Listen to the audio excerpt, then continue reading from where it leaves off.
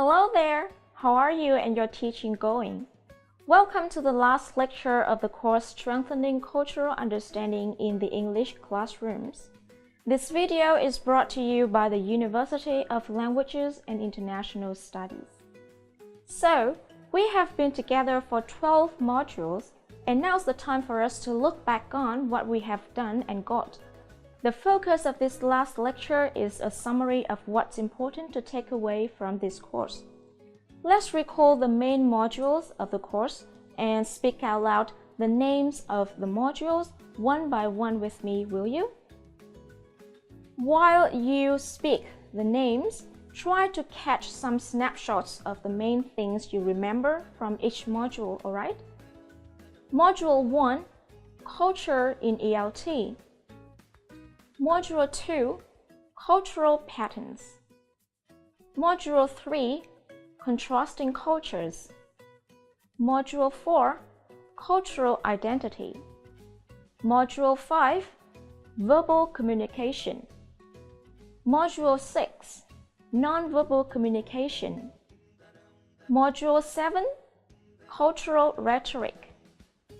Module 8, Intercultural Communication in the New Era. Module 9, Cultural Conceptualizations. And Module 10, Culturally Appropriate Pedagogy. Excellent! I hope this small warm-up could help you activate your memory of the big picture of this course.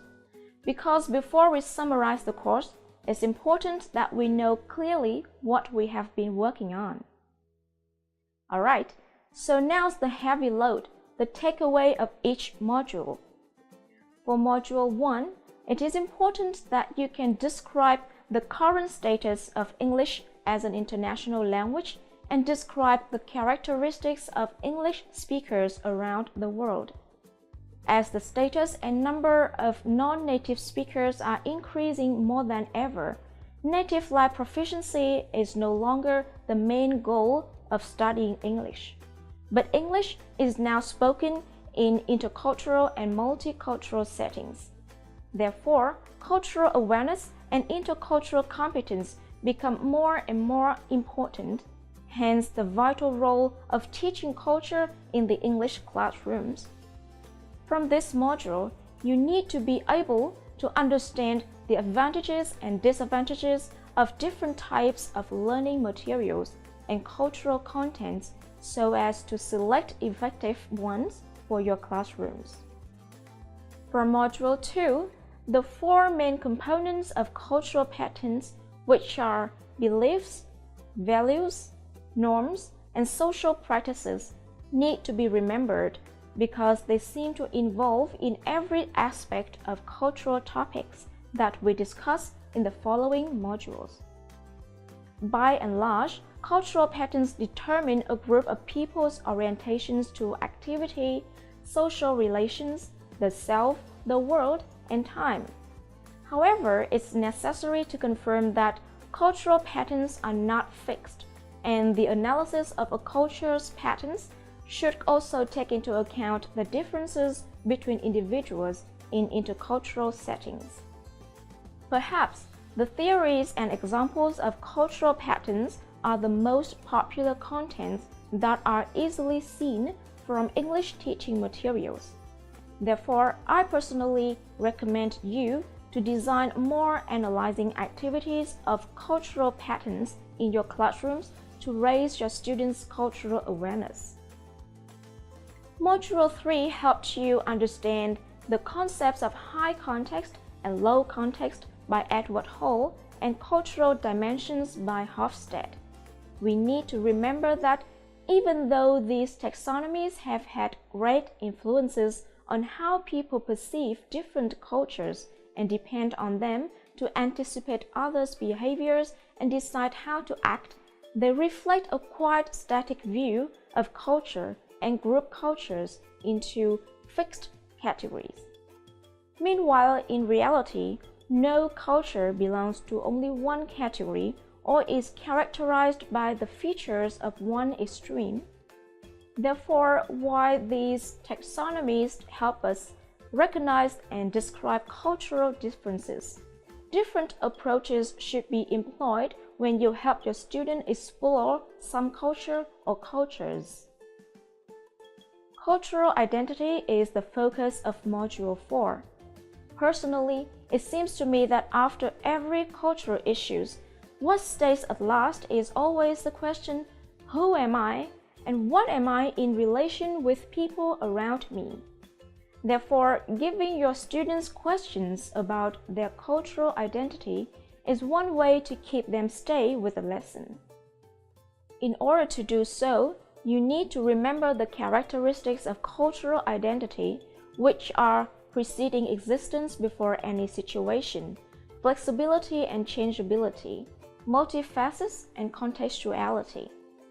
You also need to remember the stages of cultural identity development so as to determine which stage your students are in and which stage the learning text is referring to.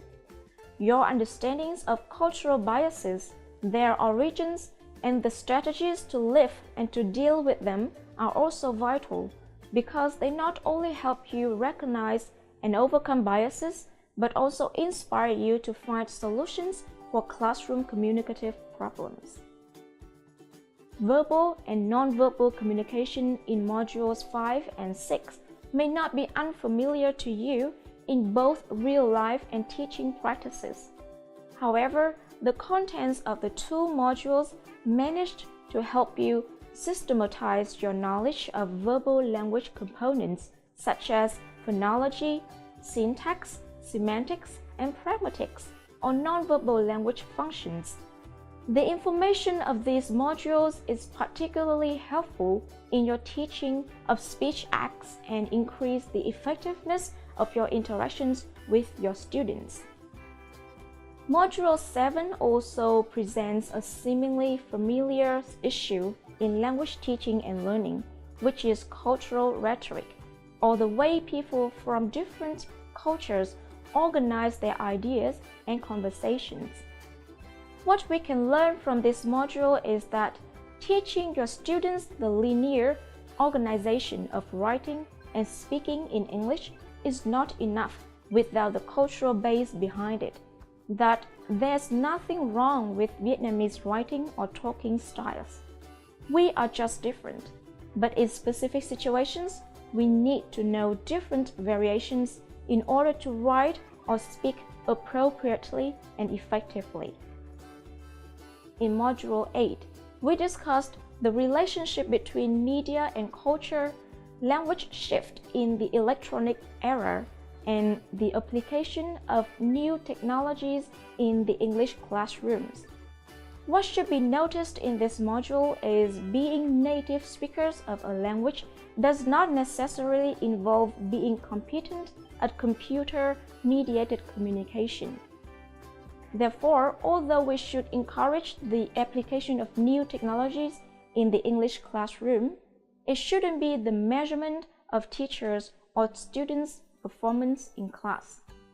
Moreover, social media should only be considered a reference channel of information because it doesn't describe the entire reality, and students need to be instructed how to use technologies appropriately to serve their studies.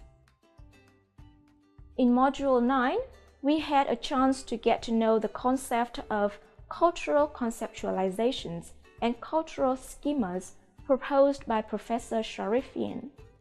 Although these are complex concepts, they seem to be everywhere in our cultural patterns and in language textbooks.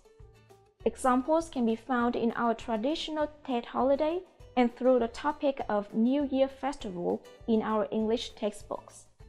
The synthesis of cultural conceptualizations requires not only text analysis, discourse analysis, but perhaps also an ethnographic study. However, it doesn't mean that it should be something big or complicated. The advantages of cultural conceptualizations are that they reflect the dynamic nature of culture, taking into account individual differences and thus help minimize stereotypes.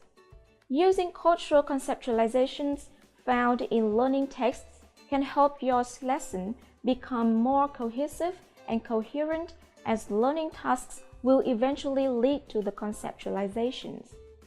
One way to practice with cultural conceptualizations is to pay a little close attention to your daily life and note down the cultural schemas that you notice.